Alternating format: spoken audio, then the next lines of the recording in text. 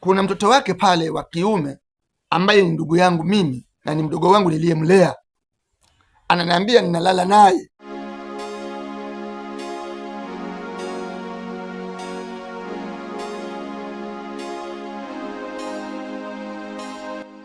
Karibu tena tuweze kupata ushauri wa siku ya leo.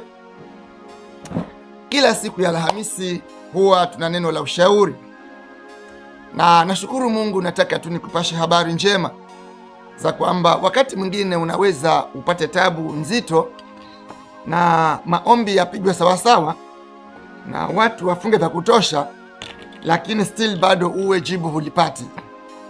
Mimi ningekushauri hivi: majibu mengine hayaji kwa sababu ya kuombewa tu, na mambo mengine mema hayaji kwa sababu ya tu kuhubiriwa, lakini kuna kitu kinachoitwa ushauri. Ndipo samana tumeweka hapa kwetu Chimbiriro, siku ya ushauri ni siku ya Alhamisi.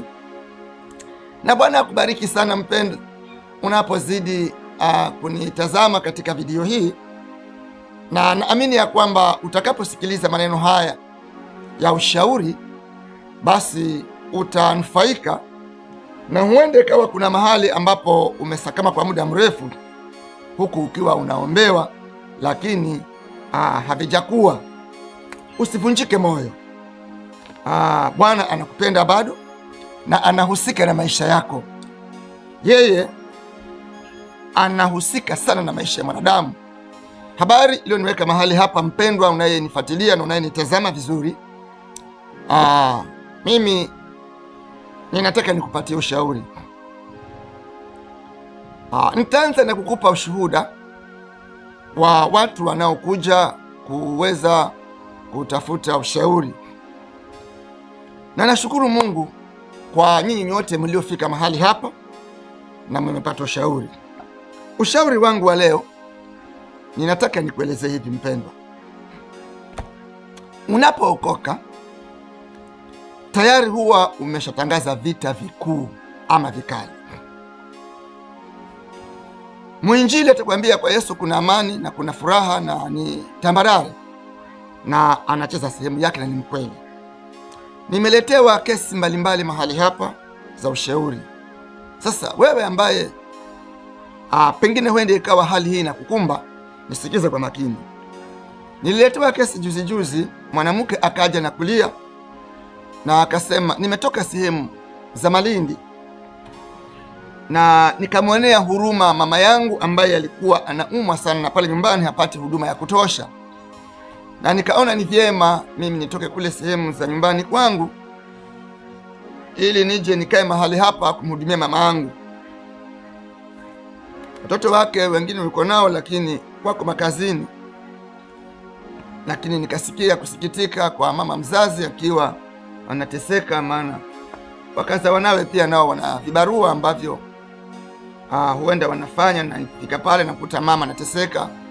Nikatoka kule sehemu za Malindi, huyo ni mama ananipasha habari kuuliza ushauri.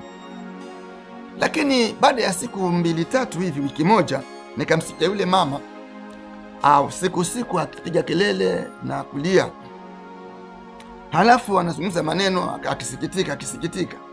Yale maneno nikawa siyasikii vizuri, manake nalala naye karibu, lakini tuko mbali kidogo.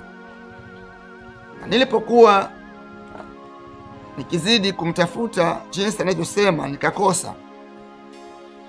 Lakini siku moja nikakaa naye na akanifunulia moyo wake, akasema, mimi huwa ninalia mwanangu kwa sababu ni wewe mwanangu ndiwe ambaye unanifanya hivi.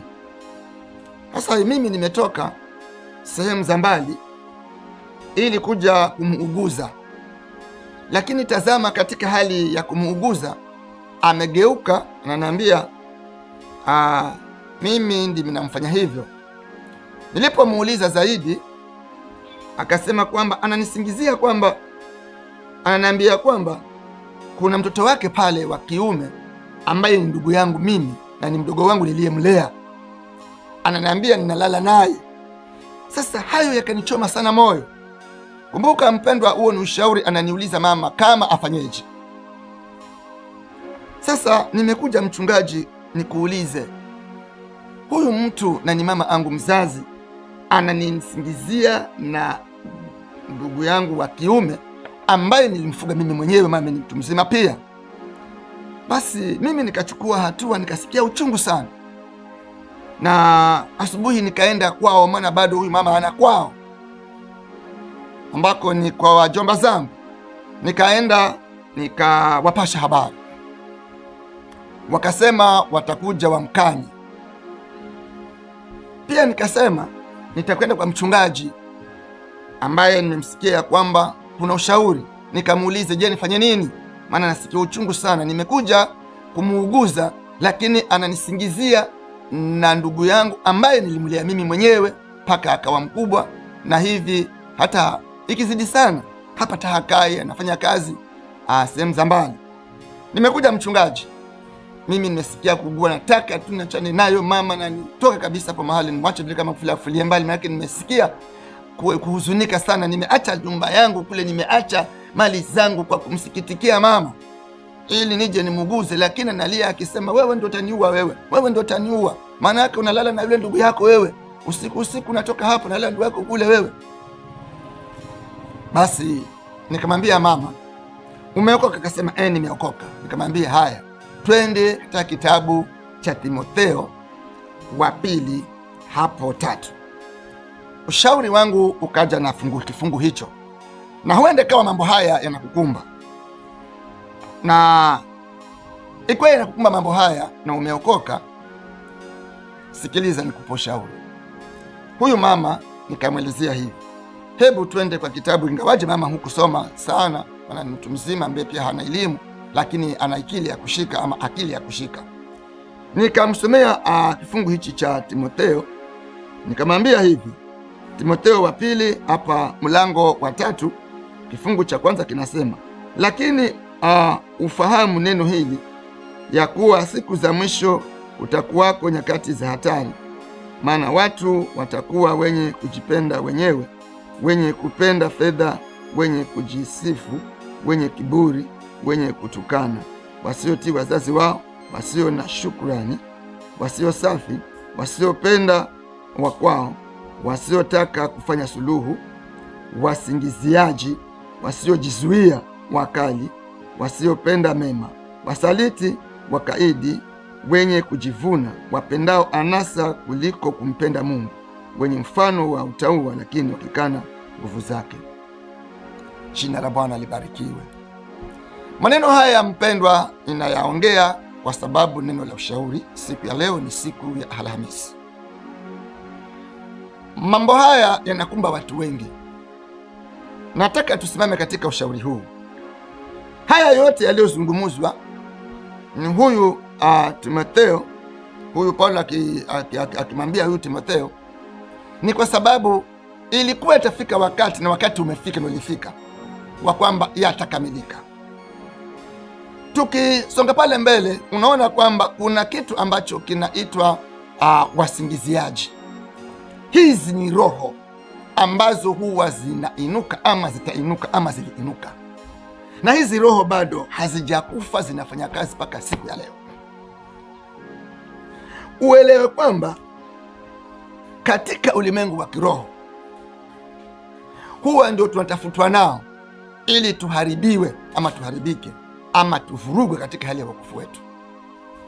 Haya ni mapigano, maana ukiangalia kabisa kama huyu mama aliyekuja kunipasha habari kwamba anasingiziwa na mama yake na amekuja kumuuguza, nikamwambia haya ambayo tumeyasoma hapa, umeyasikia vizuri?